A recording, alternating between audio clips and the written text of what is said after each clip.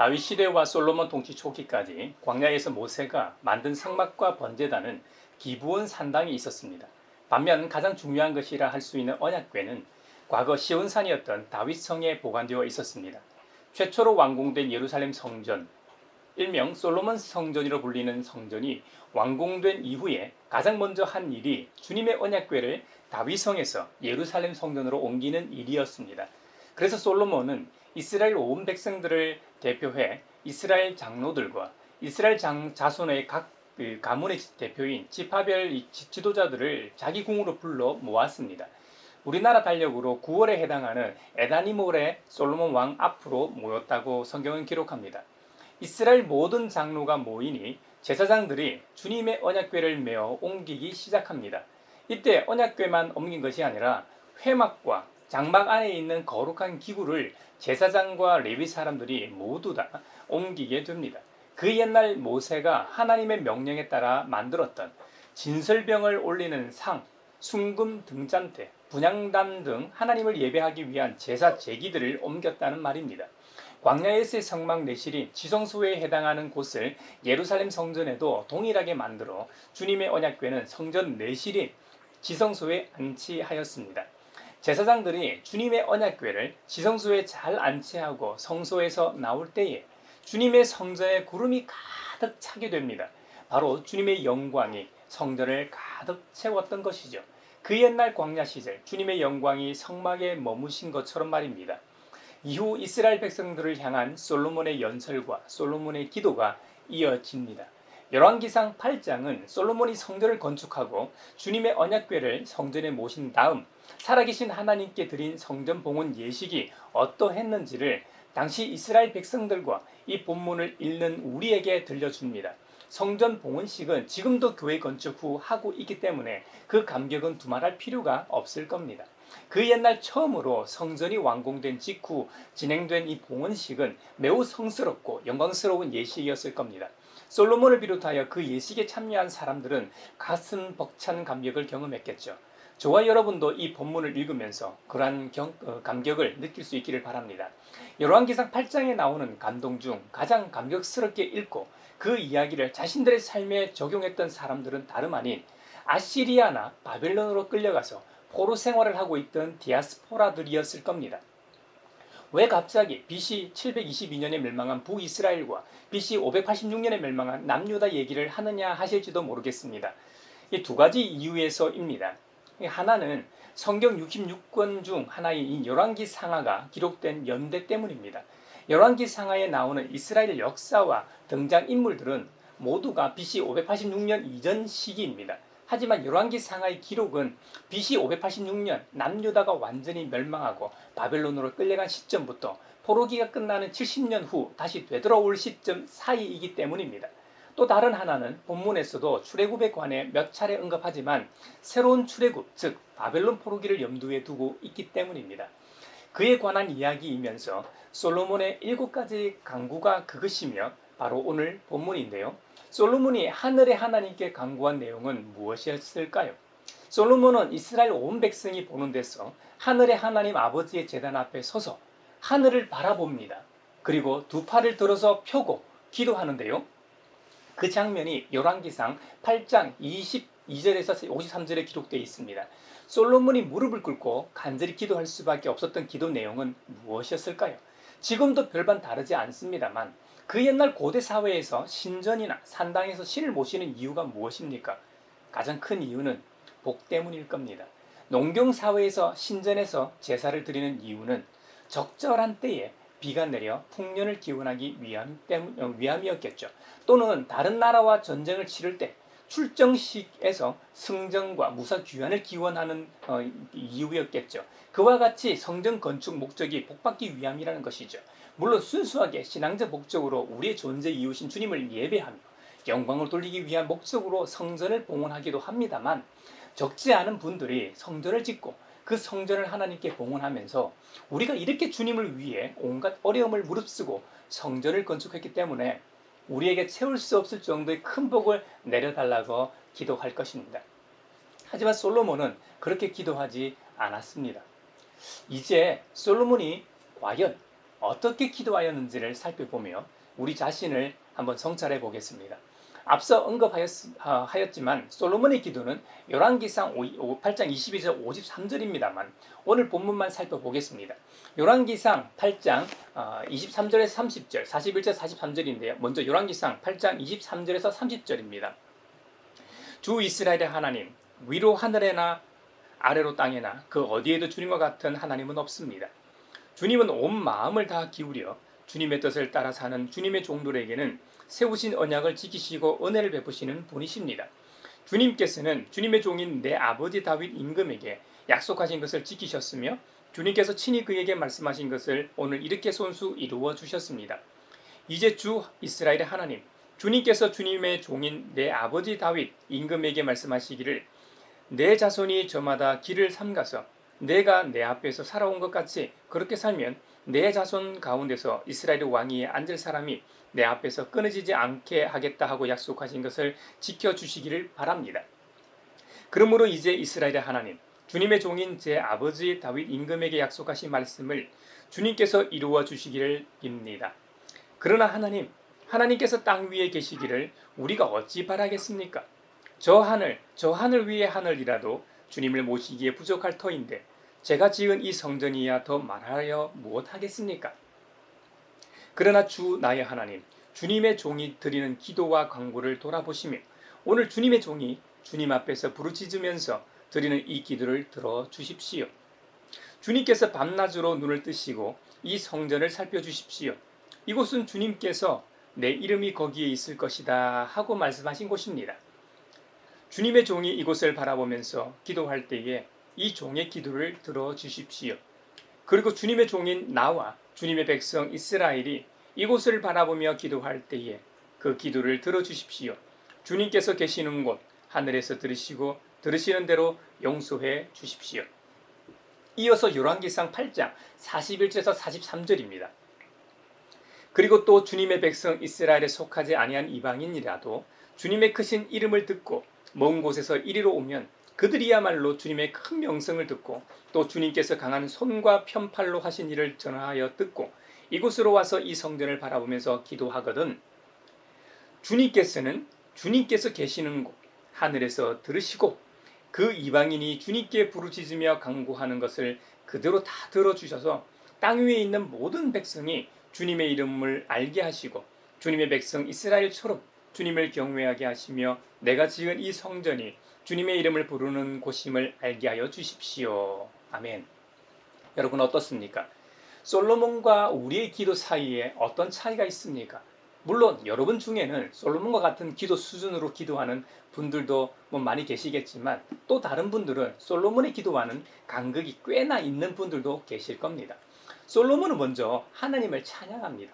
솔로몬이 찬양하는 하나님은 우리가 이미 잘 알고 있는 대로 주님은 온 마음을 다하여 기울여 주님의 뜻을 따라 사는 주님의 종들에게는 세우신 언약을 지키시고 은혜를 베푸시는 분이시다라는 겁니다. 말씀처럼 약속하시고 그 약속을 지키시는 분이시다라는 것이죠. 그리고 솔로몬의 아버지 다윗과 약속하신 것을 지키시는 약속의 하나님이심을 강조합니다. 솔로몬은 우리의 하나님이 약속하신 것을 반드시 지키시는 분이심을 확실하게 믿고 있었다는 겁니다.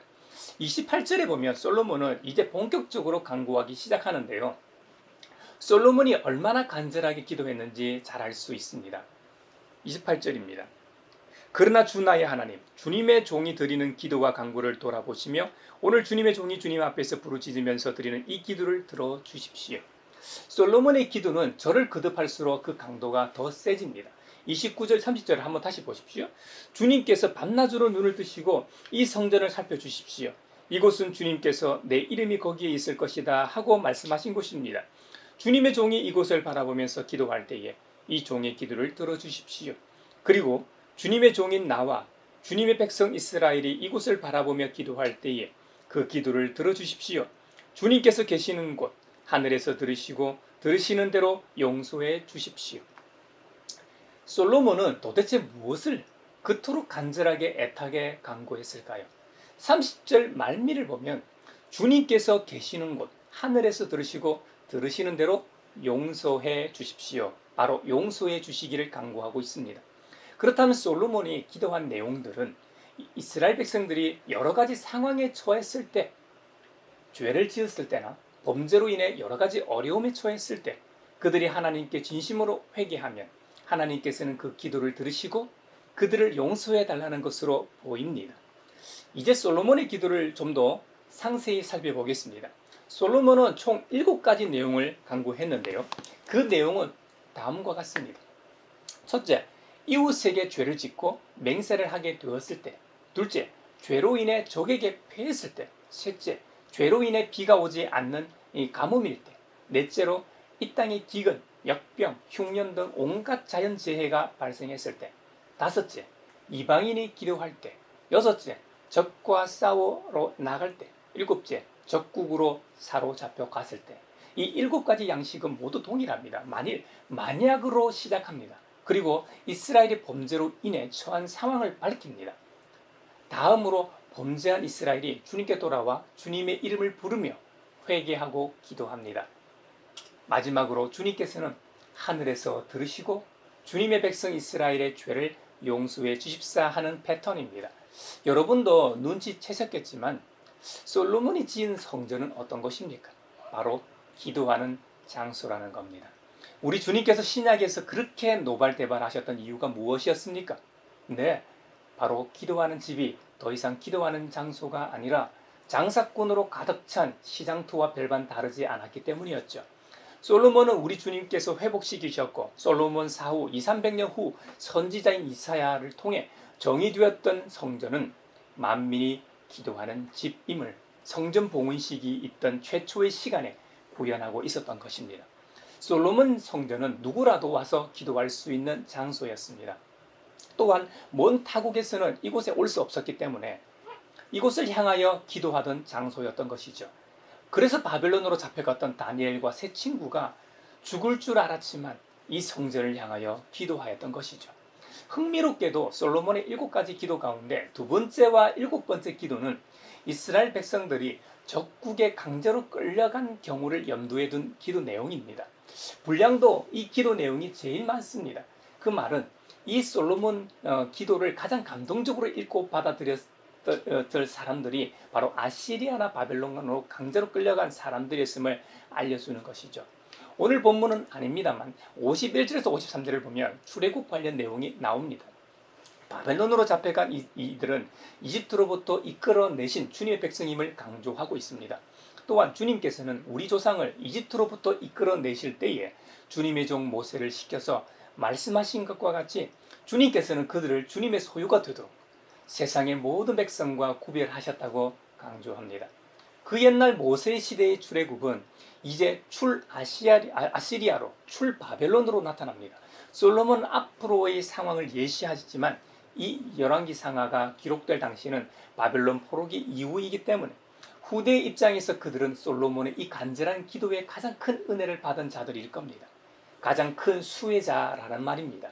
솔로몬의 기도를 보면 솔로몬은 이스라엘의 왕으로서 자신의 백성들을 가리켜 주님의 백성이라고 언급하고 있습니다. 주님께서 애굽에서 인도하신 주님의 백성이요 주님의 소유요 주님의 것임을 천명하고 있는 것입니다. 저 같은 목회자가 거울로 삼아야 하는 부분인 것 같습니다. 교회와 교인은 담임 목사의 것이 아닙니다. 우리 주님의 교회요 주님의 성도임을 잊지 말아야 한다는 말입니다. 우리가 교회의 구성원으로서 교회의 사역을 하다 보면 교회의 중심 구성원이 될 수 있습니다. 그때 우리는 주인의식과 함께 교회와 자신의 것으로 착각할 때가 있습니다. 그래서 교회들마다 굴러 들어온 돌, 박힌 돌 등의 이야기가 있지 않나 하는 생각이 듭니다. 제가 지금까지 10군데 교회에서 사역을 했었는데요. 모든 교회에서 정도의 차이는 있지만 이런 과도한 주인의식이 있었음을 보았습니다. 우리는 솔로몬의 기도를 통해 교훈 삼아야 하겠습니다. 솔로몬이 그토록 강구하는 것은 죄 용서를 통한 하나님과 이스라엘 백성 사이의 새로운 언약 체결이라는 점입니다. 교회는 기도하는 곳이요 죄 용서함을 받는 곳입니다. 누구나 와서 기도할 수 있고 흠 있고 죄 있는 사람이 와서 주님께 회개하고 죄 용서함을 받는 곳이어야 한다는 겁니다. 이것이 솔로몬의 기도의 핵심이요 결론입니다. 이것이 새로운 언약 체결이라 하겠습니다. 이제 3000년 전 솔로몬의 기도 언약은 우리 가양교회의 언약이어야 하고 저와 여러분 가정의 언약이어야 하고 세상 속에서 살아가는 모두의 언약이어야 한다는 점입니다. 지난주 우리가 살펴보았지만 기브온 산당에서의 기도에서도 솔로몬은 자신 기도보다는 백성들을 위한 기도를 드렸음을 살펴보았습니다. 솔로몬이 통치할 때 이스라엘은 참으로 복받은 나라였던 것이죠. 우리나라도 이런 나라가 되길 기도하며 바랍니다. 그간 우리나라에도 독실한 기독교인인 초대 대통령을 비롯하여 장로 대통령만 2명이 있었습니다만 빛과 소금 역할을 제대로 하지 못한 것 같아 마음 한편이 씁쓸합니다. 물론 그들 모두 공과 과가 다 있는 분이죠. 과만 갖고 비난할 수는 없습니다. 솔로몬처럼 자신보다 진정으로 나라와 백성을 사랑하고 생각하는 지도자가 있기를 기도하며 소망해 봅니다. 또한 시민이면서 국민인 모든 유권자들은 그런 지도자를 뽑을 수 있는 눈과 귀를 가진 사람이 되었으면 좋겠습니다. 솔로몬의 기도처럼 기독교인의 필수 요소인 기도와 여러 가지 영적 무기들을 비유로 설명하는 내용이 에베소서에 나옵니다. 에베소서는 사도 바울의 옥중 서신 중 하나입니다. 바울은 쇠사슬에 손목이 메인 채 로마의 군인에게 붙잡혀 있었을 겁니다. 밤낮으로 로마 군인은 바울이 도망가지 못하도록 감시했을 겁니다. 어쩌면 이 옥중 서신을 쓰고 있는 동안에도 사도 바울이 고개를 돌리면 바로 이 로마 군인의 갑옷이 그의 눈에 들어왔을 겁니다. 로마 군인의 갑옷은 전쟁이나 상대와의 싸움에서 군인을 보호하는 보호장구였습니다. 이와 같이 기독교인에게도 갑옷이 있다는 사실입니다. 그래서 사도 바울은 로마 군인의 갑옷을 하나하나 기독교적인 용어로 비유식으로 번역해 놓았습니다. 제가 말할 때마다 여러분 한번 상상으로 한번 그려보십시오. 먼저 이 진리의 허리띠로 허리를 동이라고 합니다. 이것은 군인의 이 저고리에 감은 것으로 칼이 거기에 매달려 있게 해서 움직이는데 자유롭게 한 용도였습니다. 기독교인은 어떠한 상황에서도 진리를 알고 있기 때문에 자유롭고도 신속하게 움직일 수 있음을 보여줍니다. 두 번째로 이 정의의 가슴막이로 이 가리고 버티어 서라고 사도 바울은 권면합니다. 이 세 번째 성경에서는 정의의 가슴막이라고 합니다만 개역 개정판에서는 의의 호심경, 즉 의의 흉배라고 번역했습니다. 이게 여러분에게 더 익숙하실 겁니다. 누구든지 의의 옷을 입으면 그 사람은 난공불락입니다. 말을 가지고는 비난을 막을 수 없습니다. 그러나 훌륭한 생활은 그것을 막아낼 수 있지요. 어떤 사람이 죄가 있다고 해서 플라톤을 비난한 일이 있었다고 합니다. 그러나 플라톤은 그렇다면 우리는 그 사람의 비난이 거짓말인 것을 증명할 수 있도록 살아야 합니다 라고 말했다고 합니다. 기독교인은 비난하는 사람들에게 대항할 수 있는 유일한 방법은 기독교인이 얼마나 훌륭하게 사는지를 보여주는 것뿐이라는 것을 보여줍니다. 말씀대로 말이죠. 세 번째로 발에는 평화의 복음을 전할 차비를 하랍니다. 개역 개정판에서는 이 평안의 복음의 신을 신으라고 합니다. 요즘은 신발이 용도와 목적에 따라 참 다양한 종류가 많습니다. 달릴 때 신는 신발만 해도 육상 선수들이 신는 스파이크가 있고 마라톤에서 신는 이 러닝화가 있습니다. 요즘은 산악 마라톤에 최적화되어 있는 트레일 러닝화까지 있으니까 말이죠. 신발은 움직일 수 있도록 장비가 갖추어졌다는 표시이기도 합니다. 기독교인의 표시는 그가 복음을 전하며 다른 사람들과 복음을 함께 나누어 가지기 위해 열심히 뛰어다니는 사람들이라는 겁니다. 그는 언제나 그리스도의 소식을 들어보지 못한 사람들에게 그 소식을 전해주기 위해 준비하고 있는 사람임을 보여줍니다. 네 번째로 방패가 있습니다. 그 방패는 보통 방패가 아니라 믿음의 방패입니다. 이 방패는 방패 중에서도 중무장한 무사가 가졌던 이 장방향의 커다란 방패를 가리킵니다. 고대의 전쟁에서 가장 무서운 무기는 불붙던 창이었다고 합니다. 그것은 송진을 묻힌 이 마대 쪼가리를 그 끝에 붙인 창이었습니다. 송진을 묻힌 마대 쪼가리에 불을 붙인 다음 그 창을 던졌던 것이죠. 그러나 그것을 막는 데는 커다란 이 장방향의 방패가 가장 좋은 무기였다고 합니다. 그 방패는 악교로 붙인 2개의 이 나무 판자로 만들어졌는데요. 그 방패가 창을 막았을 때 창이 나무에 박히면 자연히 불꽃이 꺼지게 되어 있었다고 합니다. 신앙은 유혹의 창을 막아낼 수 있어야 합니다. 바울에게 있어 신앙이란 언제나 그리스도를 완전히 전적으로 신뢰하는 것이었습니다. 신앙이란 그리스도와의 밀접한 인간관계를 의미해 주는 말입니다. 따라서 우리가 그리스도의 곁에 서서 걸어가면 우리는 유혹에서 안전할 수 있음을 보여줍니다. 다섯 번째로 구원의 투구입니다. 야구에서의 구원 투수의 투구를 말하는 게 아닙니다. 제가 우스갯소리를 했습니다만 우리는 언제나 구원이라는 이 뒤를 돌아보는 것만이 아니라는 것을 기억해야 합니다. 구원이란 단지 지나간 죄에 대한 용서만을 의미하는 것이 아니라 그것은 앞으로 오는 죄의 공격에 대해서도 싸워 이길 수 있는 능력을 포함하는 것입니다. 그리스도 안에서 구원은 우리에게 과거의 죄에 대한 용서와 함께 앞으로 올 죄에 대해 승리할 수 있는 힘도 아울러 보여줍니다. 여섯 번째로 성령의 검인 하나님의 말씀입니다. 하나님의 말씀은 방비를 위한 무기인 동시에 공격을 위한 최고의 무기였습니다. 하나님의 말씀 안에서 우리는 죄를 방어하는 무기를 발견하는 동시에 이 세상의 죄에 대항해서 싸울 수 있는 공격 무기도 하나님의 말씀 안에서 발견하게 됩니다. 또한 하나님의 책인 성경을 가지지 않고서는 하나님의 원수를 쳐 물찌를 수 없고 하나님을 위한 싸움에서 승리할 수 없음을 보여줍니다. 마지막으로 사도 바울은 모든 것 중에서 가장 중요한 무기인 기도에 대해 언급합니다. 온갖 기도와 간구로 언제나 성령 안에서 기도하라고 권면합니다. 사도 바울에 의하면 기도는 계속적인 것이어야 합니다.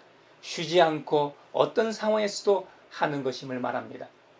우리는 매우 위급한 상황에 처하게 되었을 때 기도하는 경향이 있습니다. 어쩌면 한국 교회에서 가장 필요한 게 기도일지도 모릅니다. 예배 이름도 수요 기도회, 금요 기도회, 새벽 기도회, 특별 새벽 기도회라고 해서 일명 특세도 많이 합니다만 쉽지 않은 게 기도입니다. 기독교인의 하루하루의 힘은 날마다 드리는 기도임에 틀림없습니다. 그래서 수많은 큐티책이 그렇게 많이 팔리는 거겠죠. 사도 바울에 의하면 기도는 대충 하는 것이 아니라 열심히 해야 한다는 겁니다. 늘 깨어서 끝까지 참으면서 드려야 한다는 겁니다. 이 말은 오직 하나님께만 집중해야 한다는 말입니다. 기도하면서 딴 생각을 품을 때가 얼마나 많습니까? 그렇게 해서는 안 되고 오직 주님의 뜻을 구하기 위해 주님만 생각하며 모든 초점을 주님께 맞춰야 한다는 것이죠. 또한 기도는 타인을 위한 기도, 즉 이타적인 기도여야 한다는 겁니다. 기도는 모든 성도를 위하여 간구해야 한다는 겁니다. 유대인에게 이런 격언이 있다고 합니다.